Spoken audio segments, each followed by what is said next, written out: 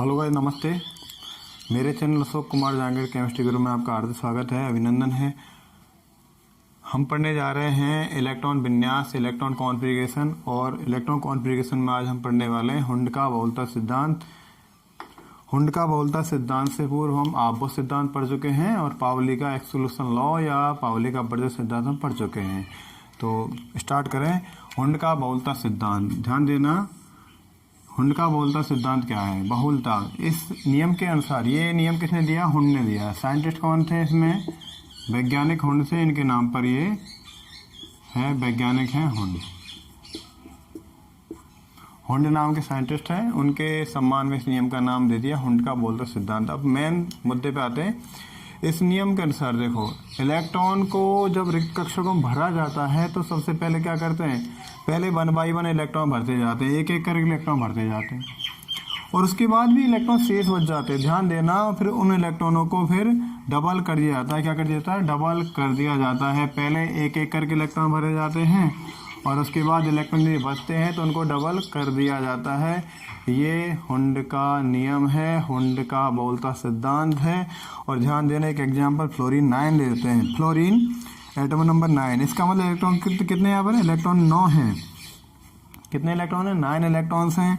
तो electron fill up करें, देखो 1s2, 2s2, 2p5।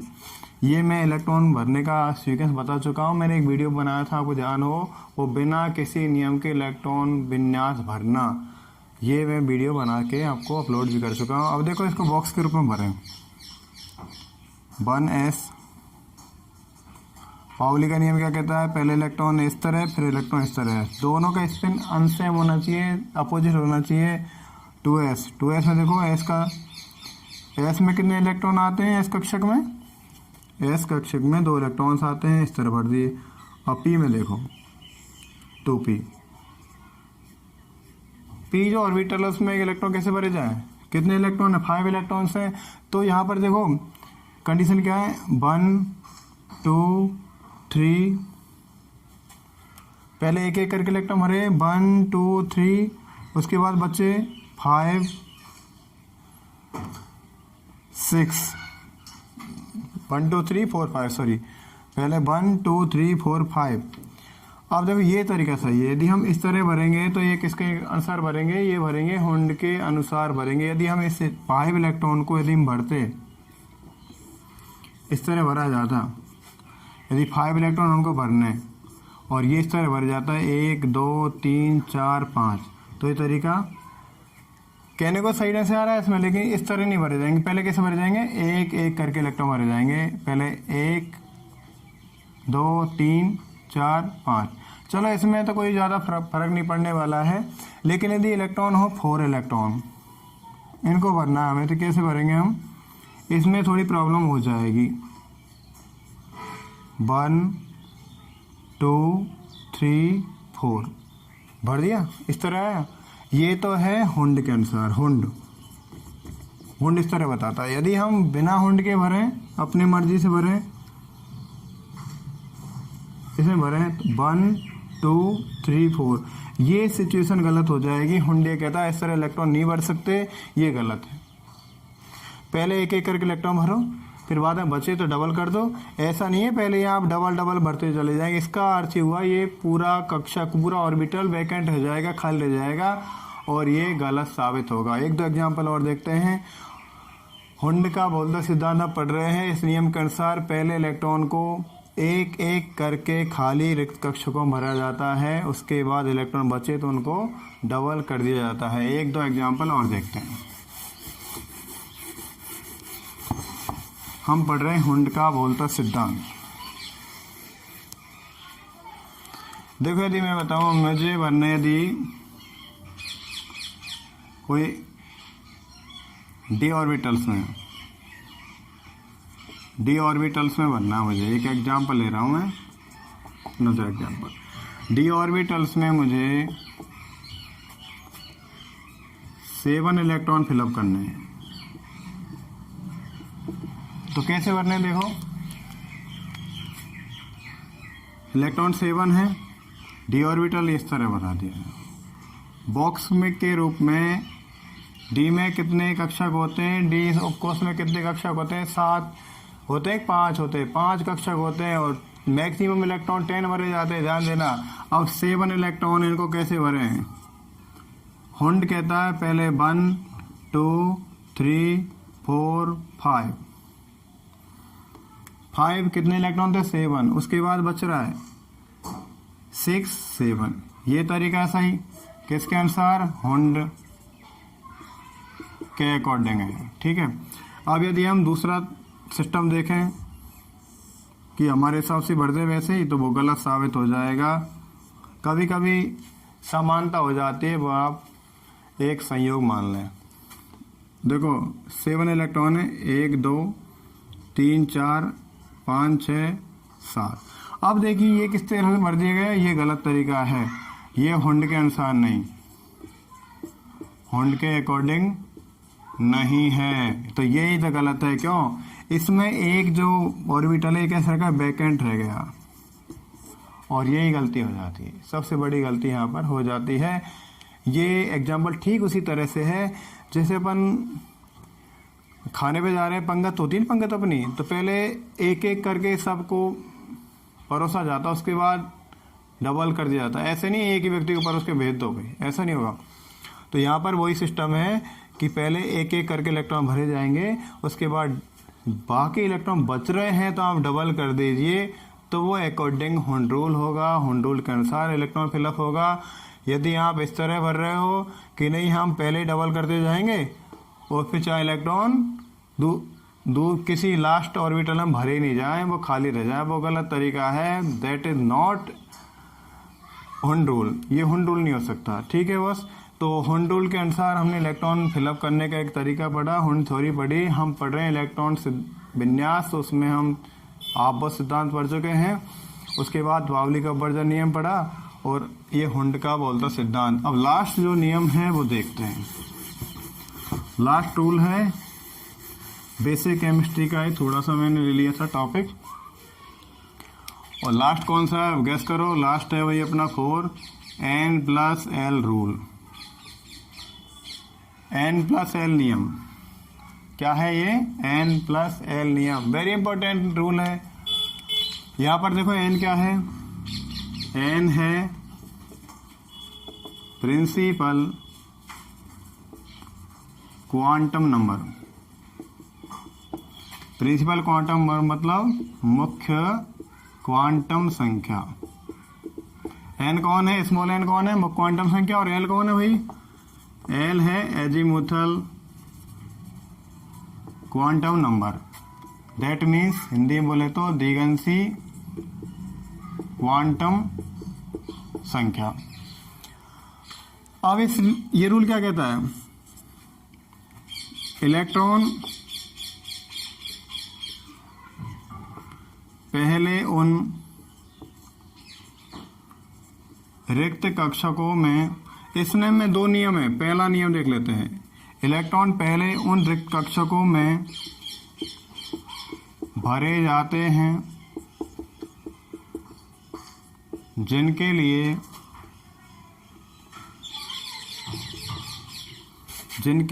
n+l का मान, n+l की वैल्यू कम होती है। पहले किन में भरे जाएंगे, जिनके लिए n+l का मान कम होगा, उन रिक्त कक्षकों में इलेक्ट्रॉन पहले भरे जाएंगे। ध्यान रखना, जिनके मान कम होंगे। सेकंड इस रूल देख लेते हैं। देखो, यदि n+l का मान किन्हीं 2 कक्षकों के लिए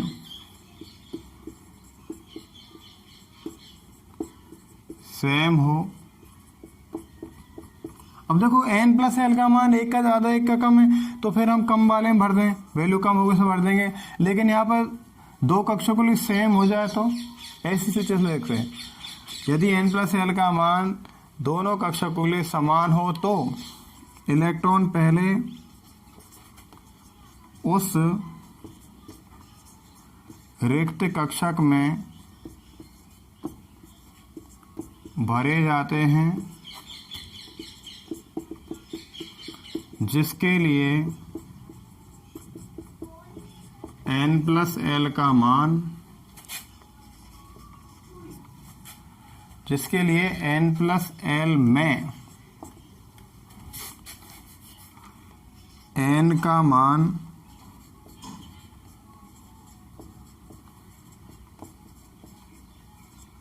कम होता है। ये ध्यान देना, दोनों रूल n प्लस एल कहने का एक नियम है, लेकिन इनमें दो सब नियम हैं। क्या है? दो सब नियम है। देखो एग्जाम्पल लेते हैं, यदि हम देखें 2s तथा 2p में से इलेक्ट्रॉन पहले किसे भरा जाएगा? पहले किस में भरा जाएगा? गौर कर रहे हैं, 2s तथा 2p में से इलेक्ट्रॉन पहले किस में भरा जाएगा। अब ध्यान देना, मुख्य क्वांटम संख्या क्या है? जो ये तो है s ऑर्बिटल। अब s के सामने जो लगा हुआ जो संख्या है ना, मुख्य क्वांटम संख्या है। जैसे p 2p है, 2p के सामने 2 लगा हुआ है तो मुख्य क्वांटम संख्या है। अब देखो इसमें देख लेते हैं हम, n का मान कितना है यहाँ पर? 2, और l का मान होता है s के लिए 0।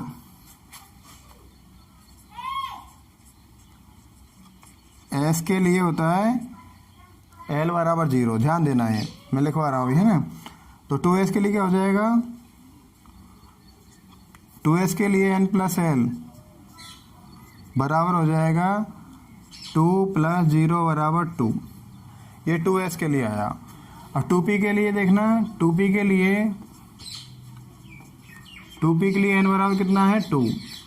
2p में n पहले 2 लगा हुआ है, 2 मान लेंगे इसको। और l बराबर कितना होता है? p के लिए l होता है 1।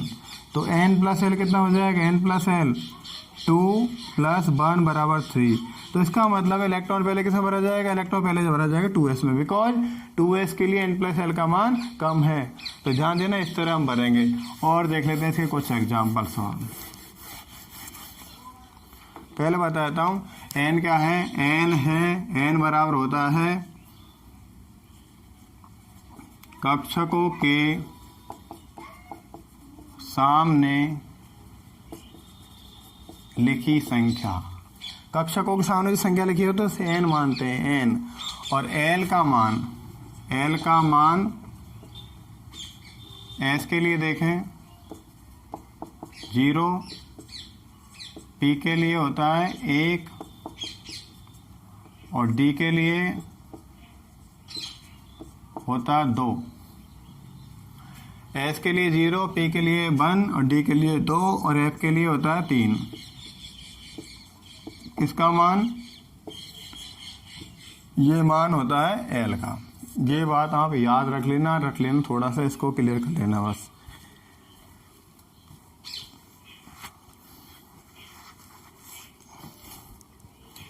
हाँ भाई, अब हम एक दो एग्जाम्पल और ले लेते हैं। हम पढ़ रहे हैं n प्लस एल नियम। n प्लस एल नियम बहुत इंपॉर्टेंट है। एग्जाम्पल ले लें हम। देखो मैं एग्जाम्पल ले रहा हूँ, जैसे नियॉन का हो रहा है, नियॉन 10, 1s2, 2s2, 2p 6। अब देखो ये तो मैं बता दिया 2s2 का 2s का मान कितना है, 2p का मान कितना है ना। अब इस एग्जाम्पल को हम और आगे बढ़ा लेते हैं, दूसरा एग्जाम्पल लेते हैं कोई।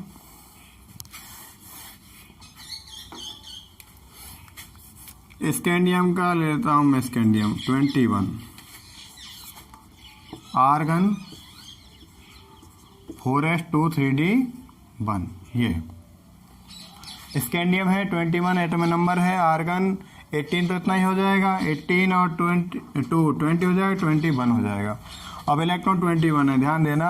अब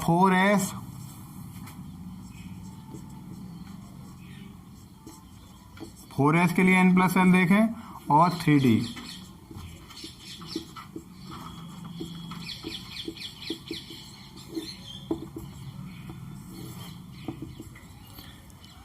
ध्यान देना, 4s में इलेक्ट्रॉन पहले जा रहे हैं, क्यों जा रहे हैं?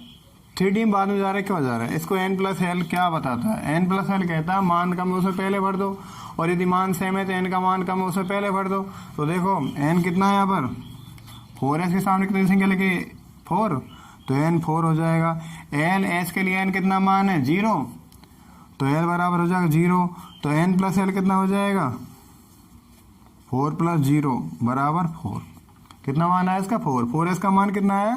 4s के लिए n + l का मान कितना है? 4 आया। ठीक। 3d के लिए देखें, 3d के लिए n बराबर कितना हो जाएगा? 3। और l के लिए कितनी है? d के लिए l कितना होता है? d के लिए l होता है 2। ये रट लेना, s के लिए, p के लिए, d के लिए, f के लिए। तो n + l कितना हो जाएगा 3d के लिए? 3 + 2 = 5। अब ध्यान देना, 5 ज़्यादा है कि 4 ज़्यादा है? 5 ज़्यादा है बॉस। तो 5 ज़्यादा है, इसका मतलब 4 का मान कम है। तो इलेक्ट्रॉन पहले किस में जाएगा? 4 में जाएगा। तो हमने देखा n + l का मान जिसके लिए कम होता है, इलेक्ट्रॉन पहले उसमें भरे जाते हैं, और जिसका ज़्यादा होता है इलेक्ट्रॉन बाद में भरे जाएंगे।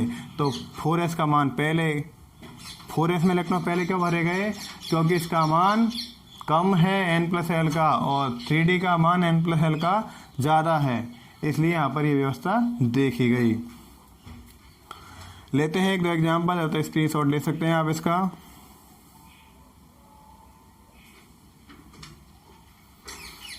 ठीक है भाई, और लेते हैं एग्जाम्पल।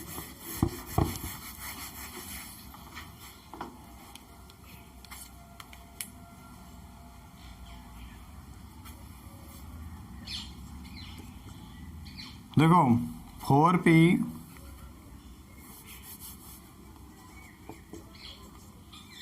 4p तथा 3d में से इलेक्ट्रॉन पहले किस में भरा जाएगा?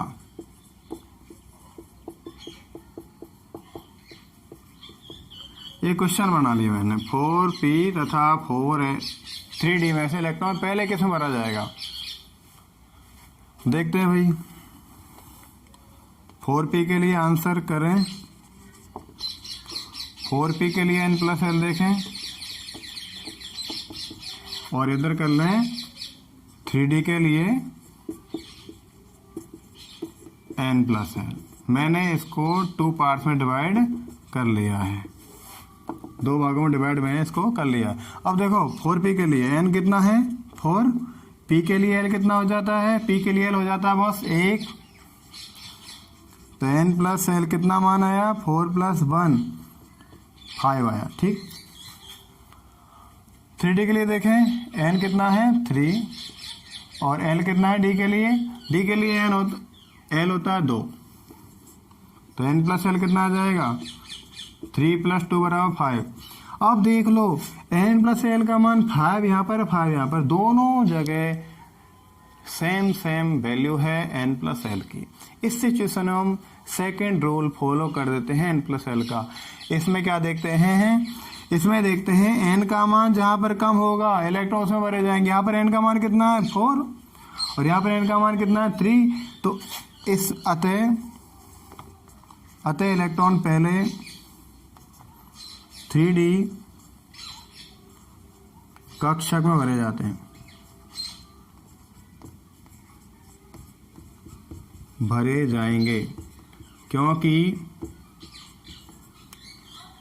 n का मान 3d के लिए n का मान n बराबर होता है 3। 3d के लिए n बराबर 3 है,